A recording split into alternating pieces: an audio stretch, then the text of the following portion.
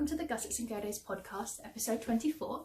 My name is Christina and this is my podcast about my knitting, stitching and crafting. So I finished a couple of projects since last time. I'm going to jump right in and show you what I've been up to. So this is something I don't think I showed you at all. This is the no frills pullover. And let me stand up. It's very cute, really simple. And I knit this holding two yarns together. So this is the spinning goddess, I believe you say it in whatever language that is. It's the Snowy Owl colourway. I found this dyer on Etsy and I held it double with the Drops Kid Silk in number 1, which is their kind of creamy base. I cannot find my leftovers, otherwise I would show you the balls. But there you go. It is really beautiful. The fabric that it's made. Ooh. Some of it is a little bit more yellowy orangey than the rest. I was a very bad knitter. I did not alternate skeins whatsoever. But because the base, I believe, has not been dyed at all, it's just got the speckles on it. Throw caution to the wind, and it ended up all right. I don't have any problems with it. The pattern was really lovely. Definitely worth making. Did I do anything different? I couldn't read. I didn't understand what it was talking about with the short rows in the back of the neckline. I just couldn't understand it. I'm sure it was simple, but I didn't know what it was talking about. So I just winged it. Turned out all right. The short rows kind of go along the edge of the ribbing, which is quite clever. You can see the wrap and turns. The beautiful decreases. It really is a lovely pattern. So once I've got past that, it was simple. I did everything I think that the pattern told me to do. I was considering whether or not to do a split on the sides here, but in the end I didn't. Don't know, all knit in the round. And the sleeves were, I always have got the problem with they're too tight. They're a bit loose on this one. So I just, instead of knitting it with,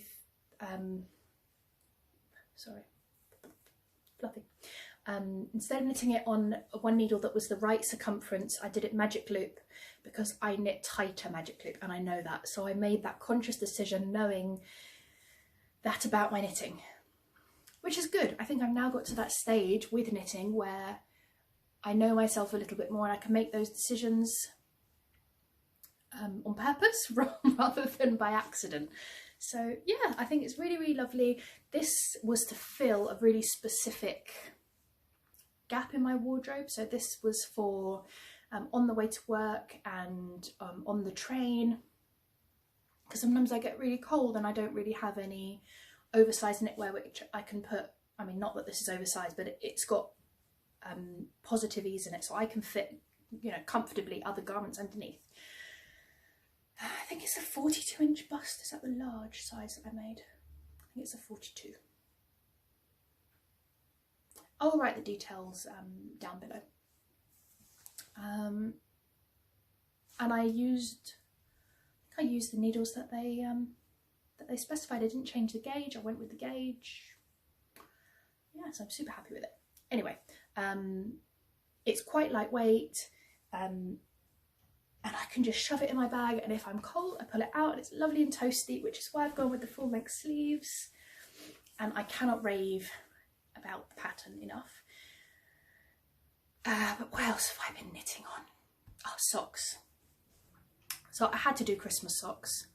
I got the West Yorkshire Spinners Christmas yarn for this year from the Suffolk Socks website, which I love.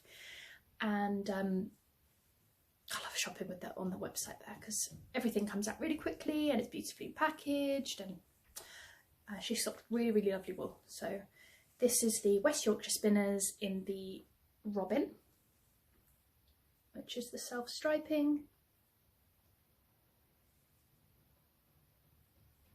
That's focusing, but never mind. And then the contrast is also West Yorkshire Spinners signature 4-ply in the turmeric. I don't think I ever said that out loud. Turmeric. I'm going to go with turmeric. That's what I would call it in the kitchen. So there we go. Which is quite cute. I used 64 stitch cast on from the top. I used a long tail cast on. I did 2x2 ribbing, which is not my favourite to look at, but it's my favourite to knit. Some plain stockinette, and then I pulled the heel flap and gusset from the Mercury socks. And oh, this was the first time I didn't get any lumpy bits. Look, no lumpy, nothing lumpy. Smooth on this side, smooth on this side. Ooh, look at that. Is that a heel or is that a heel?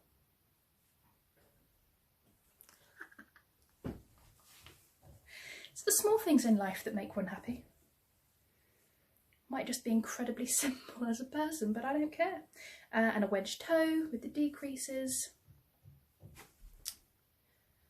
So that was a really enjoyable sock to knit. Not super Christmassy though, I would say. I feel like it's more of an autumnal feel. Perhaps if I'd done the red in the cayenne pepper, it would have come out a more Christmassy look, but it was knit in the autumn. I really enjoyed knitting it, and they're a beautiful sock, so that is a win. So those are ready. Those are ready to be worn.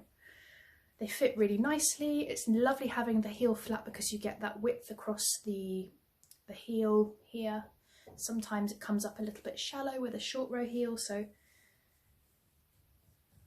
yeah, those are really nice. I made them a little bit longer than I'd usually make them. I did kind of forget that the heel flap is incorporated in the length, so I would probably usually have gone more for that length, which is cutting out, you know, 3 stripes or something, but it doesn't matter. It's stretchy enough to go over my calf, so we're good. Nothing much really to say about that. I knit them on circular needles, higher sharps in the 2.25. It's my go-to. I've got a couple of pairs, not that I usually have more than one pair of socks on the go, but you know, just in case. Are there. I did on this occasion have 2 on the go. I had one of these socks and I had one of these. I should have brought up my sock blockers, but did I? No, I didn't. These are the Milky Chai socks by Danny from Little Bobbins, the Little Bobbins podcast, and they are a beautiful sock. So the rib is unusual because you've got the wider distance here, and then you've got like it's not a regular rib. However, it incorporates really beautifully in that lovely design. So this is meant to be the frothy milk on the top of the Milky Chai drink, and then these are the cinnamon sticks, and that goes all the way through the foot. I have started the second sock, but my gosh, it's so hard for me to knit this. For me, that type of lace was very, very difficult. I had to really concentrate. It was not second nature to me. I had to read every single line on the pattern and keep reading it over and, you know, through that one row. So it would tell you, I don't know however many stitches, but for the one repeat. And then I would have to go back and reread it. Whereas usually with a lot of laces, I can kind of pick it up after, and also there's so many different rows in that.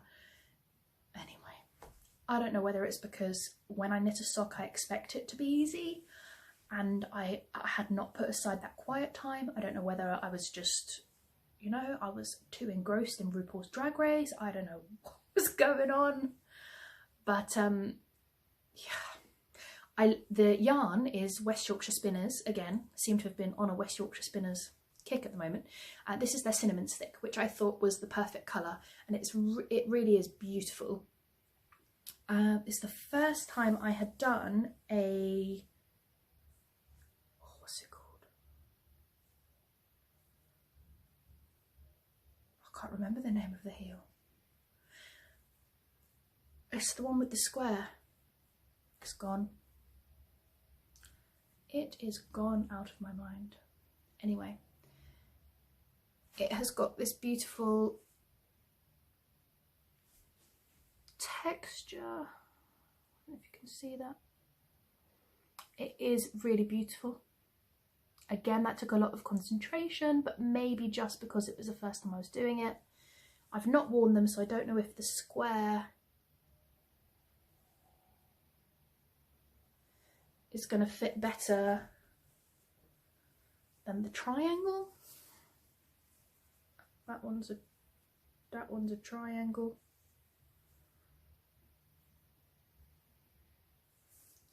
Anyway, who knows?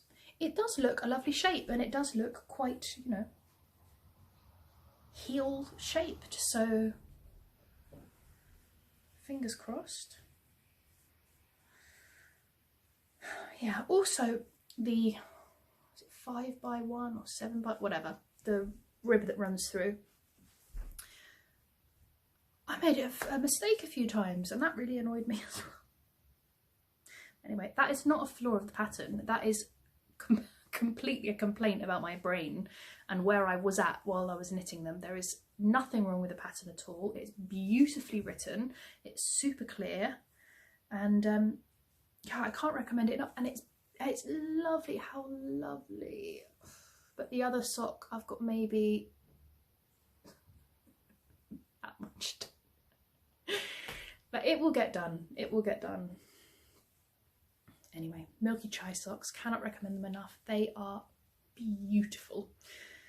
And then I've got also probably the most boring pair of socks in the world, but I really fancied just a really simple ribbed sock, which I frankly would rather never do again. But it's a very masculine sock, isn't it? It is a stockinette foot. Rid of the fluff. I knit them toe up. I knit them using the pattern Soul Sister socks minus the lace. So I used the beanie toe, plain stockinette foot. I used the heel from that pattern. Gosh, I've got fluff all over me. Which is a beautiful heel to knit, and then I just did 2x2 rib. And I thought inside a boot looks absolutely, I'm just like flapping it about, but there we go. It's quite a hard wearing yarn. In fact, all of those West Yorkshire Spinner, all of these West Yorkshire Spinners are quite harder yarn. This is comparable, and this one's an opal. Got a bit of a shine on there, and the colour. It's their dark grey 5191, very affordable price. Really happy with the quality. I like that bit of heathering through, that gives it a bit of texture. I really enjoyed knitting on it. Obviously you can't really see the beautiful detailing of the rib, but it does look nice. And that will be, I'm sure, a sock that I reach for again and again. There are two. It just needs some ends weaving in. Anyway, gosh, I'm going to show you my quilt. It's there. and it's finished. This took me a lot less time than the last quilt that I made, which took me 3 years. However, it took forever. And I enjoyed every second. Okay, the only part that I didn't enjoy was when I ran out of white fabric and then had to go and buy more, and bought almost exactly the same fabric, very, very slightly different. And then I ran out of that and had to go back. So there are 3 different white fabrics in this. They're very, very slightly off white. They're not a glowing, like a printer paper white, but they are, there's no creaminess to it. So it's just very fractionally off white. Anyway, stop talking, they want to see the quilt. Ooh. So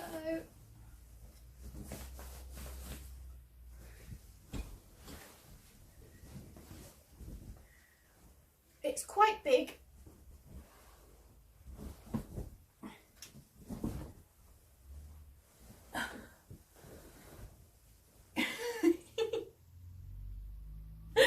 Anyway, what a pleasure to make. I went to my local fabric shop, to my little house, which is Abercarn in Shrewsbury. They have a lot of quilting cotton, so I just piled them up, picked a load, and decided to put them with the white. And then I tried to make each of the squares a peachy or pinky background with another colour base, another colour star. The block is called the Open Window Variation Block. I found that with Amanda Rolfe on her YouTube channel, and it was part of a sampler quilt that she made a few years back. And she had all the tutorials. I'll list below the link or the details of that. And they are lovely. They are really, really lovely. The last time I made a quilt, I made each square different, which is, I guess, more of a sampler. That's very creative, really enjoyable. You never get bored. I think if I'd made them all the same colour, I would have found that dull. I kept reaching for another one, because I wanted to see the different colour combinations. I think that bee fabric is my favourite of them all. Beautiful.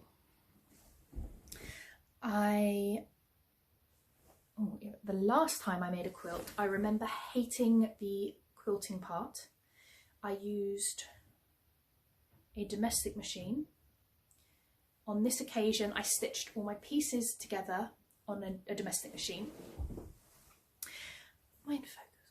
Yes, I am. And then I used my industrial, which is this machine here, my Juki, to do the quilting. And the previous time on the back, I'd had lots of little pleats and tucks and puckers.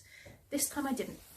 I lifted the foot away from the fabric because it has a feature on the top. It's a little screw, and it alleviates that pressure, so it wasn't shifting the fabric, which was fantastic. I did obviously a few samples. You won't be able to see it, but anyway, I stitched a couple of times just to see which stitch length I liked, and it came together really well. I have in the middle put some Freedom cotton, 100% cotton batting.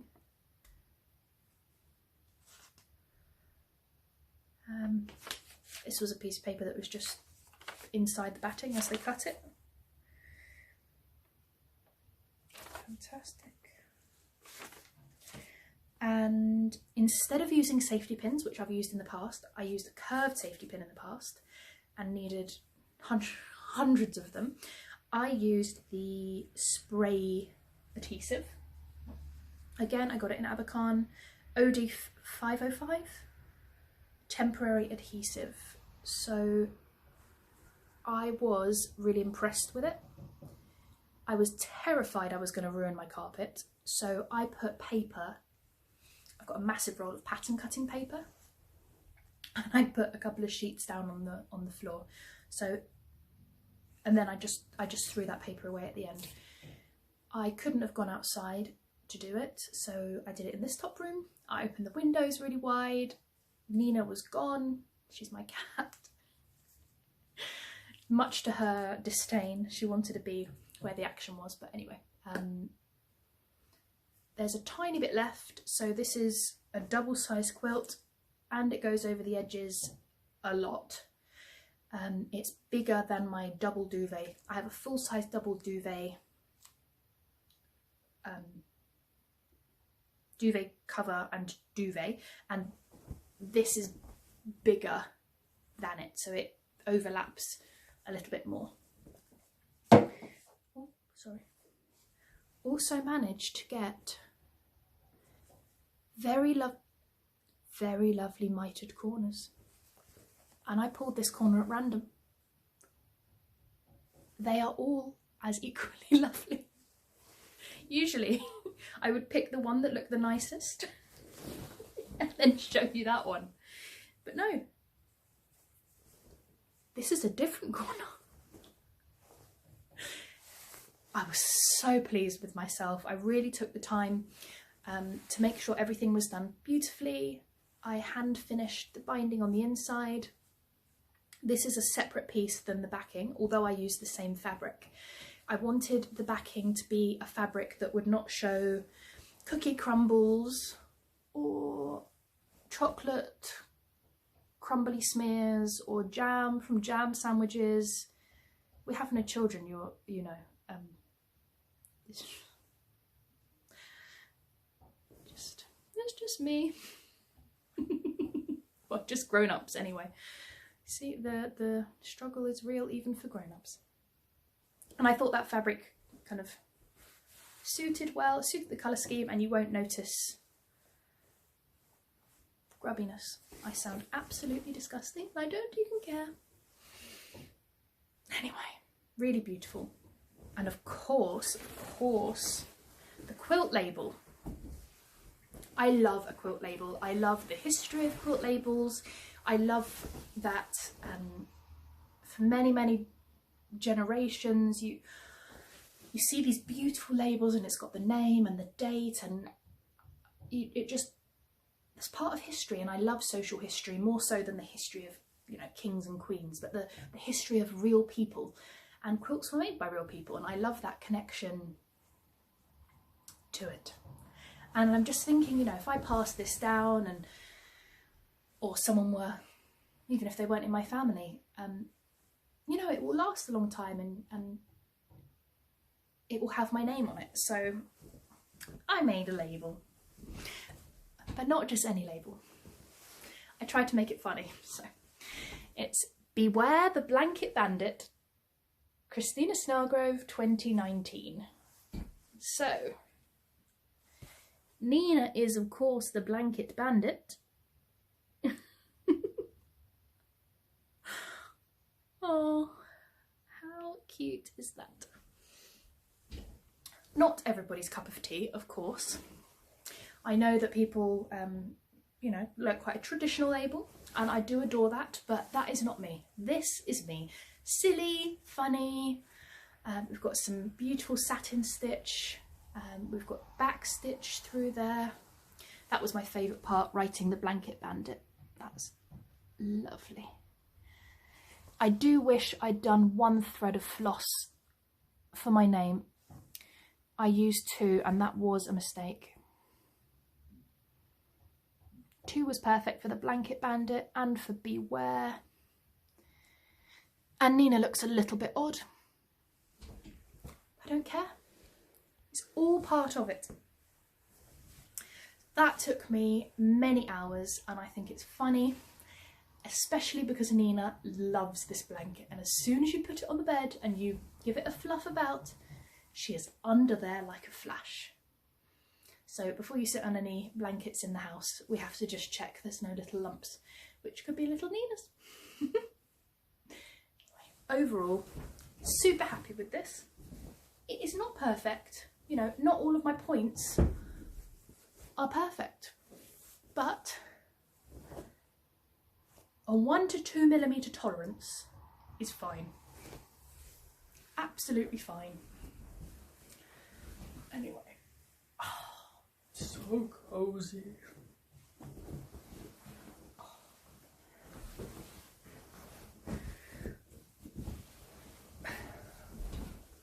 Just gonna wear it for the rest of the podcast. See, it's so wearable. Such a wearable piece. Oh, I did make one extra block. And I thought, because my beautiful English paper piecing is in lovely tins, I thought it would be nice to have a little book where I could put everything in. So I've started it, I haven't finished it yet, but the front cover will be the block, and then inside I thought I could have some zip pockets with some lovely netting. Oh yeah. And then when each one is finished, it would be able to just fit nicely in the middle, and then you can close the book on each side. There'll be some zip pockets, and I got this little printed label. I had a logo made some time ago. Glasses and Go Days with beautiful old sewing machine, and then the flowers have got yarn balls. I don't know if you can see that very well. Anyway, I really love it. I had it, gosh, a few years ago I had it designed, and then I just never got round to using it.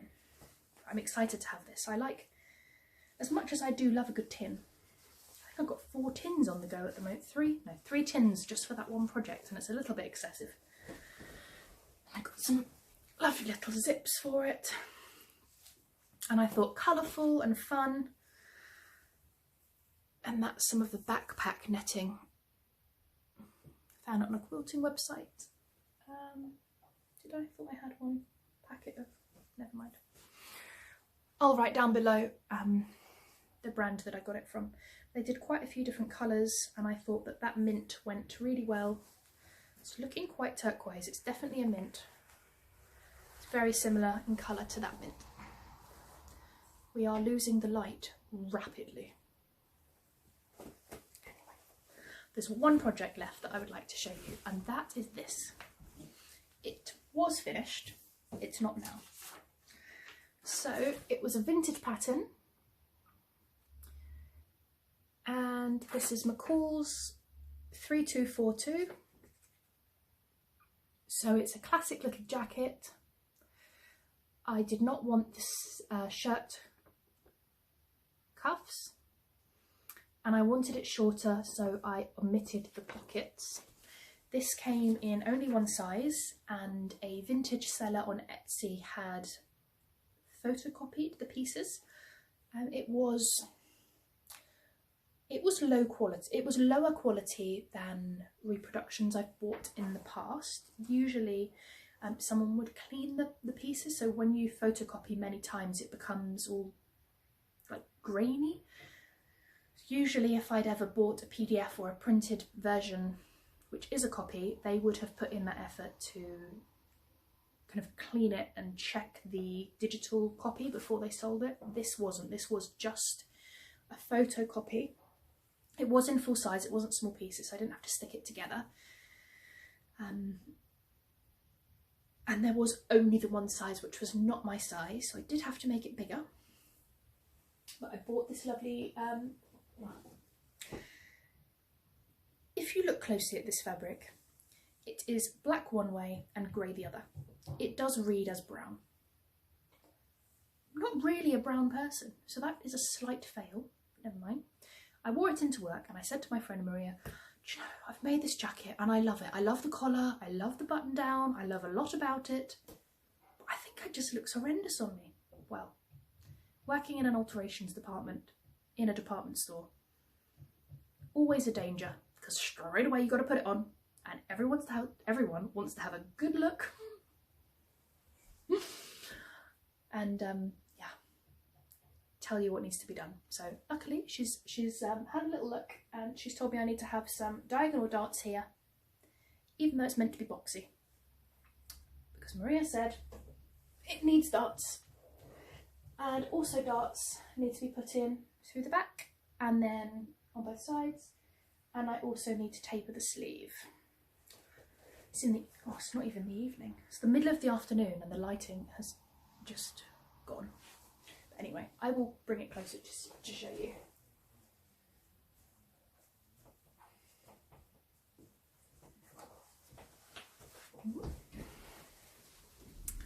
So the fabric,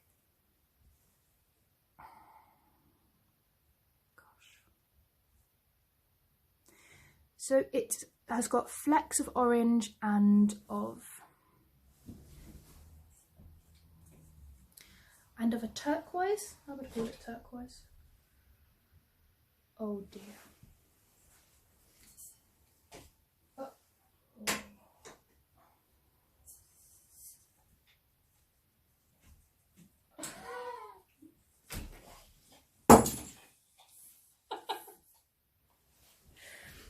It's gone slightly awry. Anyway, if you saw my setup,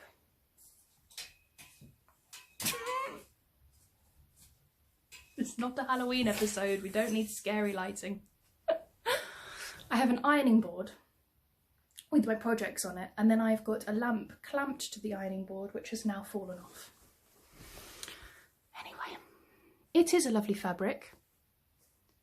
There we go, we're getting it a bit better. So it's black one way, grey the other, however, kind of looks brown. How annoying.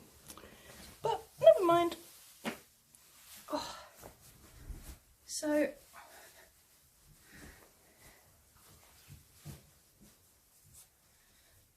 this was a wrinkle. I was getting a wrinkle. It's now not a wrinkle, it will be a dart. And the sleeves have been slimmed down, and the back as well.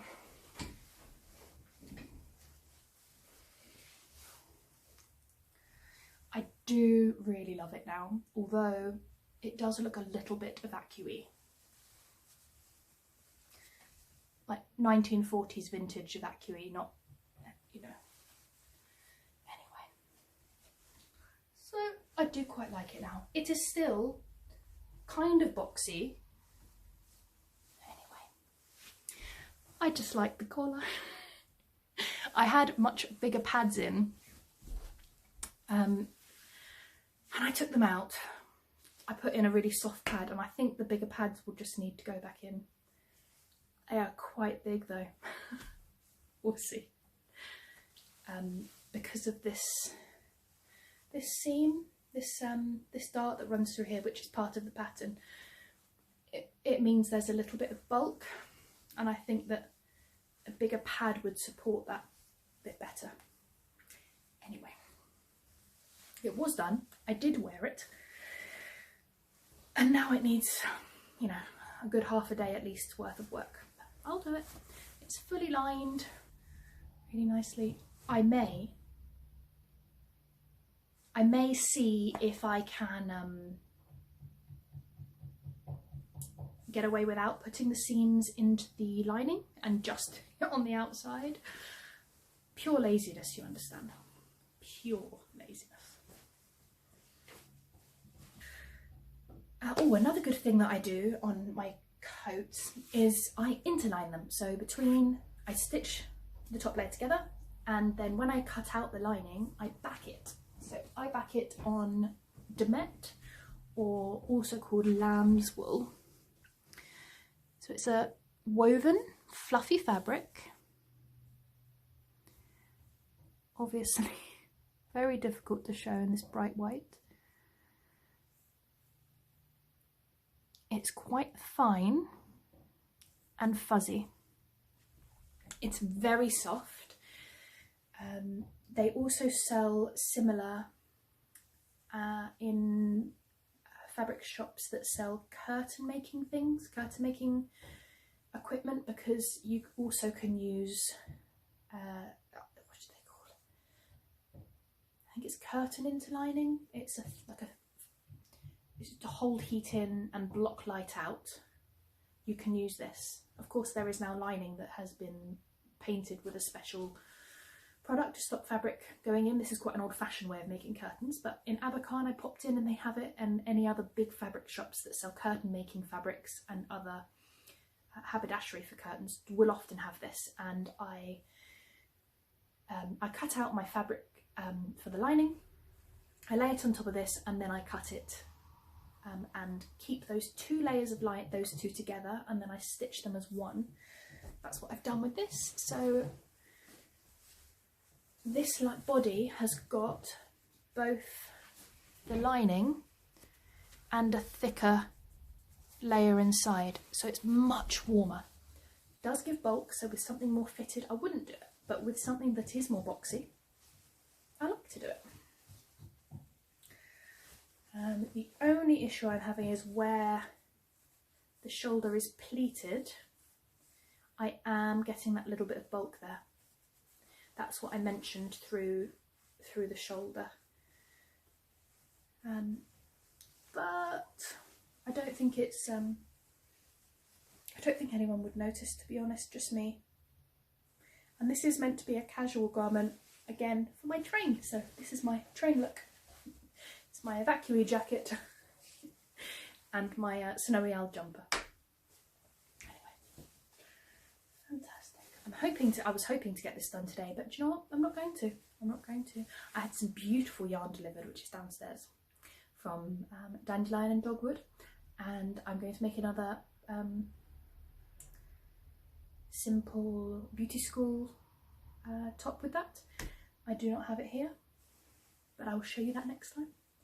I'm so excited. I'm going to sit under my beautiful quilt and I'm going to wear my pyjamas and I'm going to knit with a mince pie. Perfect. Oh, now tomorrow I'm going to the Lay Family Yarn retreat. I decided, instead of an advent calendar this year, to buy the retreat instead. So it's a weekend course with some classes and some afternoon tea, and we're going for dinner and lots of things, and I'm really excited. This is the first time I'm going anywhere where someone may have watched my podcast, because they're knitters, and like may know me, but I don't and I know some of them, I know them, but not in real life, just I watch their podcasts too, so this is going to be very surreal. I will report back on how it goes, truthfully. Anyway, I'm quite a bubbly, outgoing person, so I'm not scared of going on my own. I think maybe a lot of people would be a little bit afraid of going onto a course alone. I know lots of people like to go in a pair and they bring their friend or their mum or someone. No, I am going solo. I might try and get a little bit of footage. We will see. Anyway, that is all I have to show you for now. But I have recorded some clips of the outfits I wore for my holiday. So they were all handmade, and I troubled my friend to take a little bit of footage, which is incredibly embarrassing watching back. But I'm going to put it at the end of this video so you can enjoy it or skip it if you'd like to not watch it. I made the Piccadilly pyjamas, which I wore. I made the Pixel Rise socks, which I wore. I updated an outfit which I'd self-drafted but didn't fit me. And it was the perfect excuse to get dressed up for my little holiday and eat some ice cream and take a little bit of footage to remember the moment. And a few people have asked me about how my holiday went, and I've posted some photos on Instagram which people seem to like. So I'm going to insert now some footage in a couple of seconds, and if you'd like to watch it, it's there. Toodaloo!